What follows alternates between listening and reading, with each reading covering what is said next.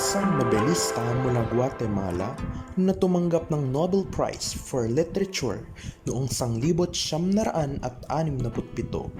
Ang kanyang interes sa kulturang Indiano at ang estilo ng kanyang prosa ng surrealismo ang nagbigay sa kanyang mga katha ng kagilagilalas na katangian. Ito si Miguel Angel Asturias. Siya ay ipinanganak sa Guatemala noong 19 ng Oktubre taong 1879, isang taon matapos ang pag-upo sa kapangyarihan ng diktador na si Manuel Estrada Cabrera. Ang figura ng diktador ay nagbigay ng mahalagang impluwensya sa buhay niya at ng kanyang pamilya. Pinilit ng diktadura para sa mga pampulitikang kadahilanan ang paglipat ng kanyang pamilya sa maliit na bayan ng Salama. Ito ang nagtulak sa kanya na maging malay sa mga isyu sa politika at panlipunan sa murang edad lamang. Ito rin ang naging modelo ng kanyang pinakatanyag na nobelang El Señor Presidente o Mr. President. Ang pamilyang Asturias ay bumalik sa Guatemala noong 1907, ngunit si Estrada Cabrera ay hindi naalis mula sa katungkulan hanggang 1920. Sa mga panahong iyon, si Miguel Angel Asturias ay isang militanteng estudyante sa universidad laban sa diktadura.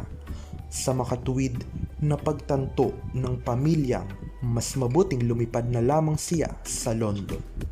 Nag-aral siya ng kanyang bachelor sa isang mataas na paaralan ng estado. Pagkatapos ay kumuha siya ng degree sa batas sa Universidad de San Carlos. Ang kanyang thesis na pinamagatang The Social Problem of the Indian ay inilathala sa taong 1923. Pagkatapos niyang mag-aral ng batas, natagpuan niya ang lipon ng mga estudyante na hindi abot kaya ang makapasok sa isang pamantasan. Sa pareho ding taon, nilisan niya ang Europa na may intensyong makapag-aral ng political economy sa Inglaterra. Ilang buwan siyang nanirahan sa London bago siya lumipat sa Paris, kung saan siya nanatili ng 10 taon.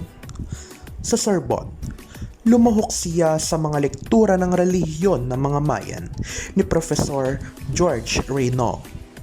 Naging correspondent din siya sa maraming importanteng dyaryo ng Amerika Latina. Naglakbay siya sa mga bansa sa kanlurang Europa, sa Middle East, Greece at Egypt. Noong 1928, bumalik si Asturias sa Guatemala kung saan nagturo siya sa Popular University.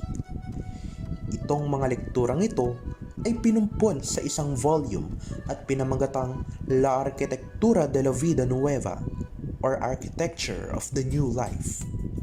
Sa parehong taon, bumalik siya sa Paris upang tapusin ang Leyendas de Guatemala or Legends of Guatemala.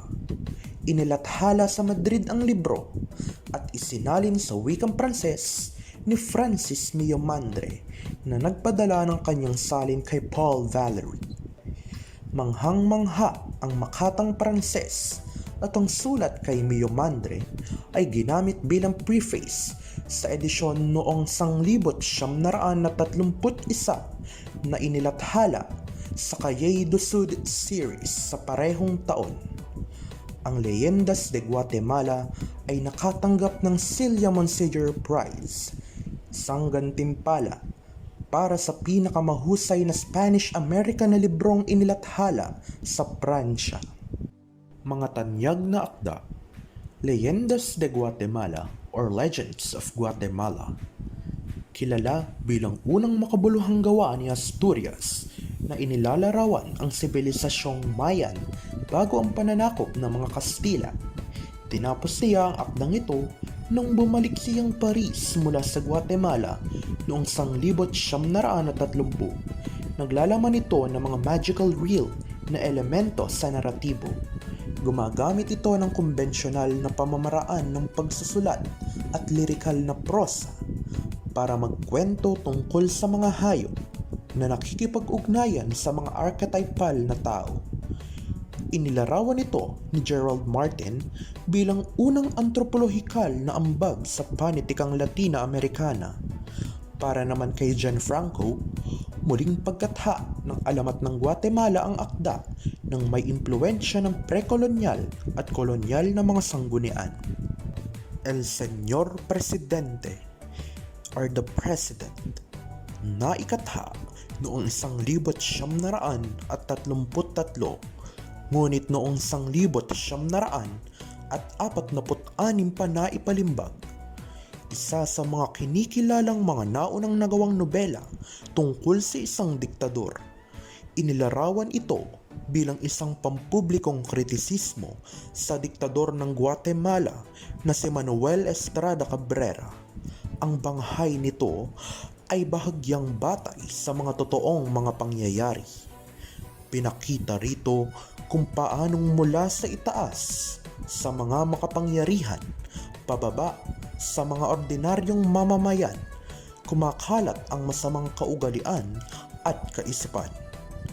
Sa nobela, tinatapakan ng katarungan habang ang karahasan mula sa diktador ay di naman matatakasan. Dala na rin ng ugnayan ni Asturias sa mga miyembro ng Surrealist Movement. Makikita ang surreal na mga pamamaraan ng pagkakasulat nito. Sinasalamin din ng akda ang kaisipan ni Asturias na ang kawalan ng kamalayan ng mga katutubo sa realidad ay dala ng subconscious na mga puwersa. Nabansagan si Asturias bilang tagapagsalita ng mga inaapi dahil sa satirikal na tono ng akda, sa pagkakatala nito bilang pagsuway sa pamahalaan at sa psikolohikal na epektong dala ng naratibo. Nagkaroon ng adaptasyong dula ang akdang ito noong 1974 sa panulat ni Hugo Carrillo, Hombres de Maíz or Men of Maize. Madalas itong tinitingnan na pinakatanyag at pinakamabigat na obra maestra ni Asturias na umiikot sa mga katutubong komunidad, modernisasyon at pag-unlad. Kwento siya ng rebelyon ng mga katutubo laban sa mga militar. Sa kwento kasi, may pangamba na ang lupaing pinaglalagian ng mga katutubo ay pagkakakitaan gamit ang mga mapanirang pamamaraan.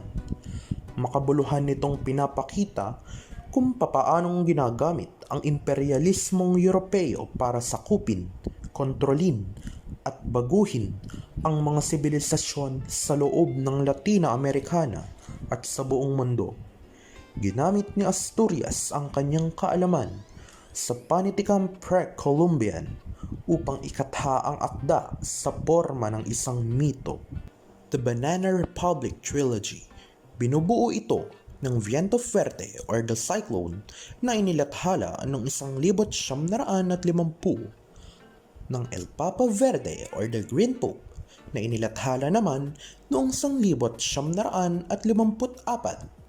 at Los Ojos de los Enterados or The Eyes of the Interred na inilathala noong 1960. Trilogy naman ito ng mga epikong pinag-uusapan ng pananamantala sa mga katutubo sa mga planta ng saging. Kwento ito sa paghahawak ng mga dayuhan sa industriya ng saging sa Central America, partikular na ang United Fruit Company na tinatawag na ngayong Chiquita Brands, na umabuso sa mga manggagawa at mga magsasaka ng Amerika Latina at sinamantala ang sarili nilang ani para sa mga kapitalismong mitihiin ng kumpanya. Natapos lang ni Asturias ang ikatlong libro, 20 taon ang nakalipas sa naunang dalawang epiko.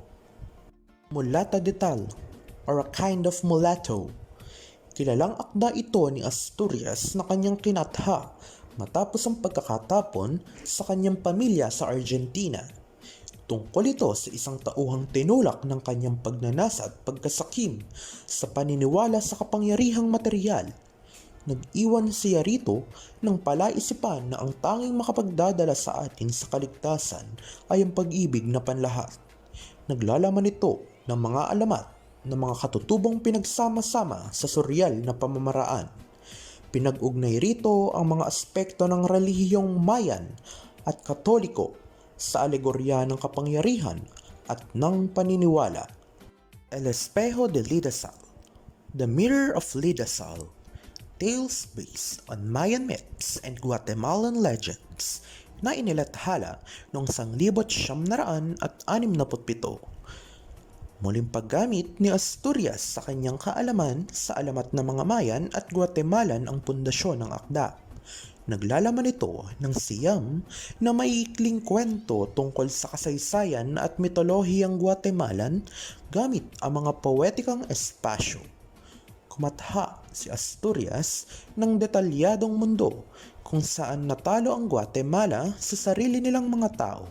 Ang masang pinapanatili ang pag-asa para sa kinabukasan. Mga karaniwang tema sa akda ni Asturias. Dahil sa kanyang pag-aaral ng ethnology sa Paris noong 1920, lumilitaw sa kanyang mga akda ang kanyang kaalaman sa kulturang katutubo ng Guatemala, partikular ang kultura at mitolohiya ng sibilisasyong Mayan.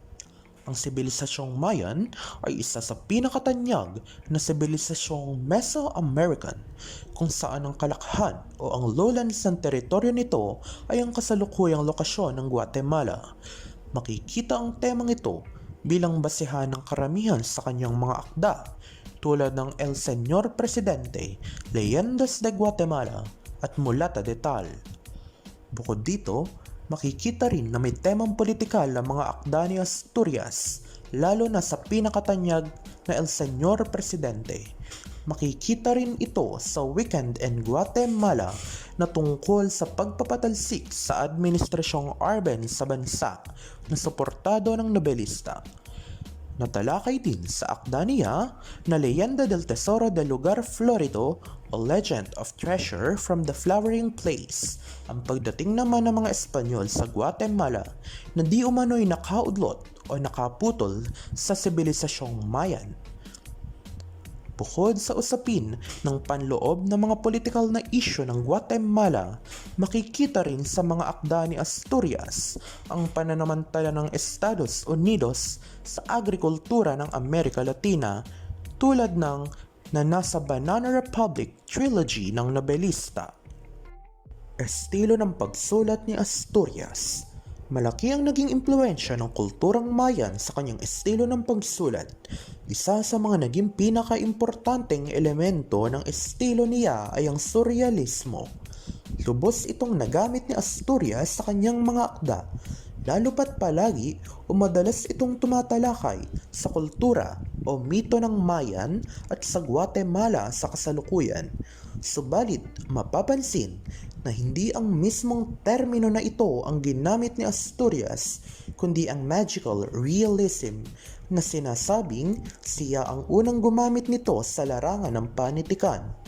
Inilarawan ng isang mambabasa ang akda ni Asturias bilang abstract at komplikado na nibigyang diin palalo ng pagtatampok ng nobelista sa mga simbolismo o kaisipan mula sa kulturang Mayan. Marahil dahil ito sa pag-angkop ni Asturias sa estilo ng pagsulat ng mga Mayan kung saan madalas nagagamit ang onomatopoeia, pag-uulit at malahimno na naratibo. Dahil sa kanyang mga akdang sumasalamin sa pagkakakilanlan at mga tradisyon ng mga Indian ng Amerika Latina, ginawaran siya ng mga natatanging parangal bilang manunulat. Noong 1966, tinanggap niya ang International Lenin Peace Prize Award na ibinigay ng Soviet Union para kilalanin ng pagsisiwalat ng maling pamamalakad ng mga Amerikano sa mga mamamayan ng Guatemala na nakita sa kanyang The Banana Republic Trilogy. Ang premyadong parangal na Nobel Prize for Literature ay ipinagkaloob naman sa kanya taong 1967. Dito naging malaki ang bahagi ng kanyang mga akda tulad ng Hombres de Maíz at El Señor Presidente. Sa katunayan, siya ang ikalawang manunulat mula sa Amerika Latina na nakatanggap nito sumunod kay Gabriela Mistral. Naglingkod si Asturias bilang ambasador sa Paris ng 4 na taon hanggang 1970. Ika-10 ng Hunyo, taong 1974, nang bawian siya ng buhay habang bumibisita sa Madrid dahil sa komplikasyon sa baga at tumor sa bituka. Nawala man siya, patuloy pa ring kinikilala ang kanyang kontribusyon sa pagsulat, tulad na lamang ng isang parangal na ipinangalan sa kanya ng pamahalaan ng Guatemala, ang Miguel Angel Asturias Prize in Literature na iginagawad sa mga natatanging manunulat doon. Bukod dito, ang isang national theater sa kanyang bayan ay isinunod din sa kanyang pangalan, ang Sentro Kultural Miguel Angel Asturias. Sinabi ni Asturias sa kanyang Nobel lecture ang mga katagang, "Our poetry of substance also have to reclaim lands for our dispossessed, mines for our exploited workers, to raise demands in favor of the masses who perish in the plantations, who are scorched by the sun in the banana fields, who turn into human bagasse in the sugar refineries." Hindi hinahangad ni Asturias ang mga akdang para lamang sa kasiyahan ng bumabasa. Sa katunayan, winika niyang ang pagiging manunulat ay isa na ring pagganap bilang saksi sa mga nangyari sa kasaysayan. Ang pagiging mulat sa mga pananamantala at pagkilala sa pakikibaka laban sa opresyon at eksploitasyon sa pamamagitan ng mga akda ay siyang bahagi ng pagiging isang mahusay na manunulat. Ito si Miguel Angel Asturias, ang tinaguriang kampiyon ng mga katutubo at kultura ng Guatemala.